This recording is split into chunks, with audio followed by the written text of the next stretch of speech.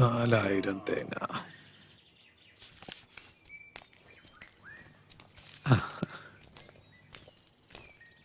അത് നീ കൃഷ്ണനോട് പറഞ്ഞാൽ മതി. ആ ശരി, പറയാം. നമസ്കാരം ചേച്ചി, എനിക്കൊരു ചായ. ഇപ്പൊ എടുക്കാം. കൃഷ്ണ, ഓ ആ കുഞ്ഞപ്പന്റെ വീട്ടിൽ പോയി തേങ്ങയുടെ പൈസ വാങ്ങണം. ഓ പിന്നെ പാടത്തേക്കുള്ള വളം ബ്ലോക്ക് ഓഫീസിൽ പറഞ്ഞിട്ടുണ്ട്. ആ നീ ഇങ്ങോട്ട് വരുമ്പോ അതും കൂടെ കൊണ്ടുവരും. ആ ശരി തിരുമേനി.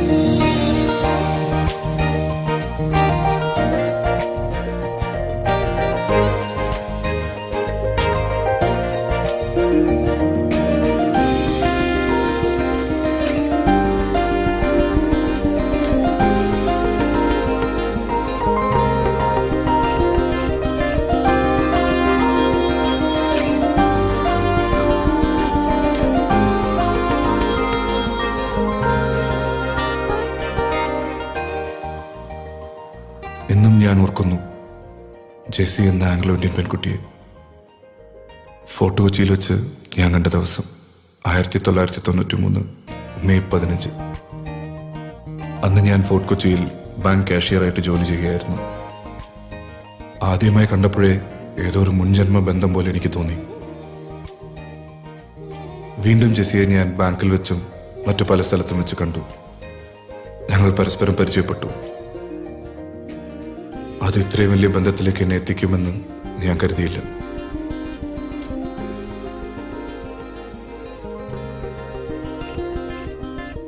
അങ്ങനെ ഒരു ദിവസം അവൾ പറഞ്ഞിട്ട് അവളുടെ പപ്പയെ കണ്ട് ഞങ്ങളുടെ വിവാഹത്തിന് അനുവാദം വാങ്ങാൻ ഞാൻ അവളുടെ വീട്ടിൽ ചെന്നു.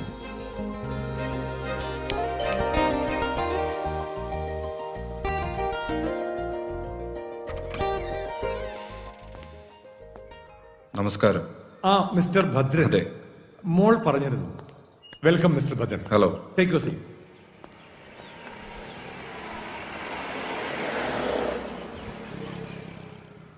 ഏതാണ്ട് ഞാൻ മനസ്സിൽ കണ്ട രൂപം തന്നെയാണ് താങ്കൾ. എനിക്കിഷ്ടപ്പെട്ടു. ഞാൻ ഈ ഫോർട്ട് കൊച്ചി വന്നിട്ട് 35 വർഷമായി. കപ്പലിന്റെ ക്യാപ്റ്റനായിട്ടായിരുന്നു വരവ്. പിന്നെ എല്ലാം എനിക്ക് ഇവിടെയായി. ബേസിക്കലി ഞങ്ങൾ ആലപ്പുഴക്കാരാ. ജെസ്സിയുടെ അമ്മ നേരത്തെ പോയി. ഇവളുടെ 5ാമത്തെ വയസ്സിൽ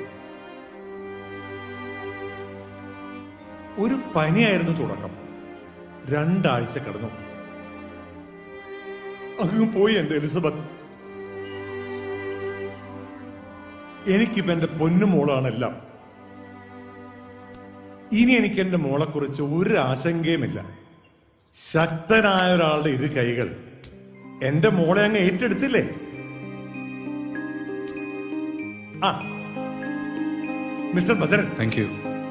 ദാ പെണ്ണിനൊന്ന് കണ്ടോളൂ. അതിന് ഭദ്രൻ സാർ ഒന്നും സംസാരിക്കുന്നില്ലല്ലോ. പപ്പയെ ഒന്ന് പരിചയപ്പെടുകയായിരുന്നു മുഖ്യം. നന്നായിട്ട് ഇഷ്ടപ്പെട്ടു. Very good.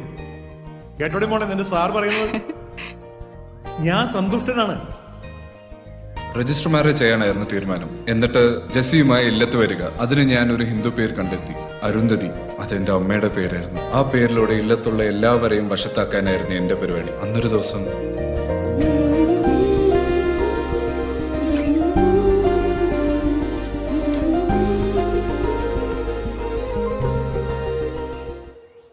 Bhadra, what happen?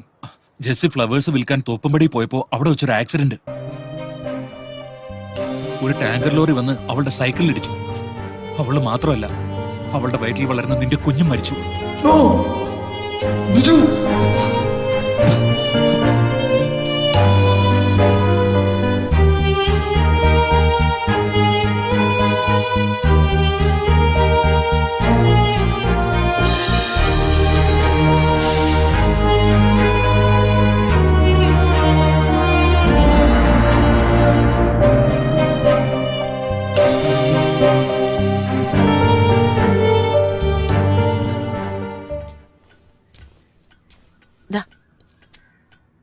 വിഷ്ണുവിന് വന്ന ആലോചന ഉടനെ വേണം. അവനെ ഒന്ന് വിളിച്ചോ നീ? വിളിച്ചു. വൈകിട്ട് വരുന്ന ദിവസം പറയും. നിന്റെയോ നിന്നുപോയി, ഇനിയിപ്പൊ അവനും. മറ്റാളുകൾ പലതും പറയുന്നത് എന്റെ ചെവിയിൽ എത്തുന്നുണ്ട്. വിഷ്ണുവിന്റെ അച്ഛനും ദുർമരണമായിരുന്നല്ലോ. നീയോ ജാതിയും മതവും മറന്നു. ഇതെല്ലാം ഉള്ളിൽ ഒതുക്കി നടക്കുന്ന എന്റെ വേദന ആർക്കും മനസ്സിലാവില്ല.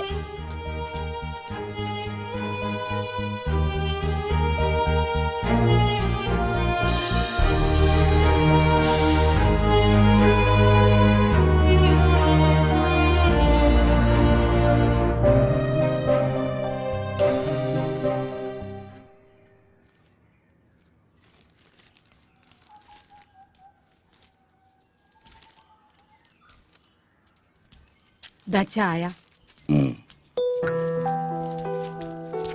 അച്ഛാ, ഞാൻ കോളേജിൽ പോയിട്ട് വരട്ടെ. മോളെ, എന്താ അച്ഛാ? ഇക്കൊല്ലം MSc ഫൈനൽ ഇയർ ആണ്. കൂട്ടുകാരുമായി ചേർന്ന് ഉഴപ്പരുത്. ഫസ്റ്റ് ക്ലാസ് വാങ്ങും. ശരി അച്ഛാ. എന്റെ മോളാണ് അച്ഛന്റെ സ്വപ്നം. നിങ്ങൾ ഒന്നുകൊണ്ടും പേടിക്കണ്ട, അവള് നല്ല മിടുക്കിയായിട്ട് തന്നെ പഠിക്കും. ആ, മോള് പോയിട്ട് വാ.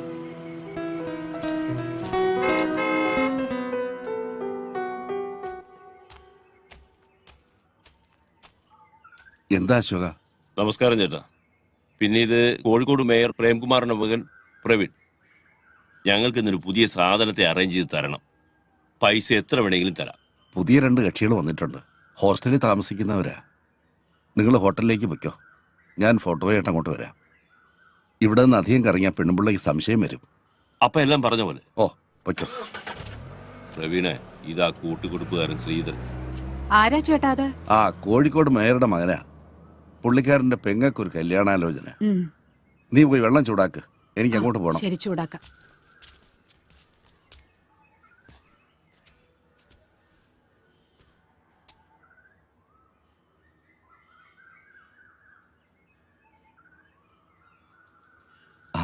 ആ മോളി, ശ്രീധരൻ ചേട്ടനാ.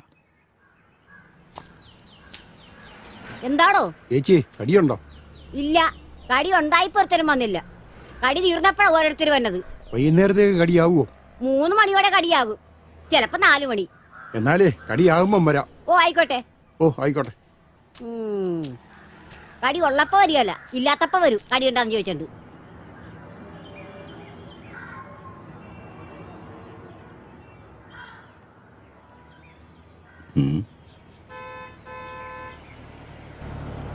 ആ, പറഞ്ഞ സമയത്ത് തന്നെ പാരാപ്പാപ്പച്ചനെത്തി.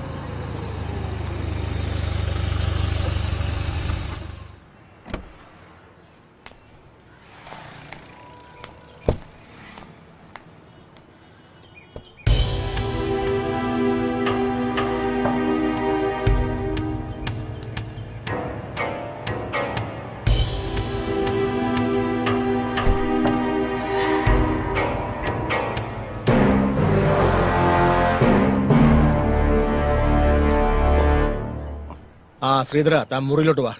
ഓ,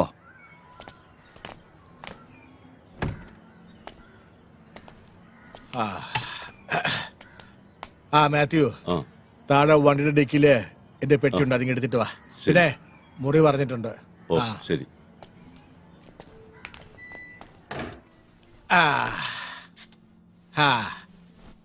പിന്നെ ശ്രീധര, എന്നെ അയക്കൊണ്ട് വിശേഷങ്ങള്. അത് പിന്നെ ദാ നോക്കിയാട്ടെ. അയ്യേ, ഇത് അലുമിനിയം പാത്രം ചടങ്ങിയ പോലെ.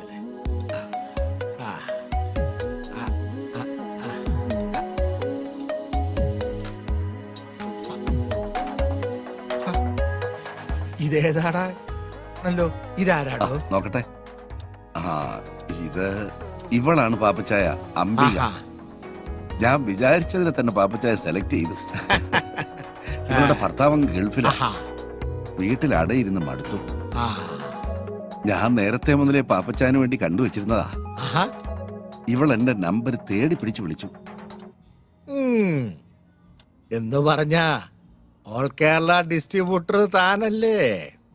പലതിന്റെ റിലീസ് താൻ വഴിയല്ലേ? പക്ഷെ പാപ്പച്ചായന് വേണ്ടി ആലോചിക്കുമ്പോഴാ ഞാൻ കുഴയുന്നത്. അതെന്നാടോ? ഓ, പാപ്പച്ചാന്റെ അവസാനത്തെ ആ പണി അത് പെണ്ണുങ്ങൾക്ക് സഹിക്കാൻ വലിയ പാടാ.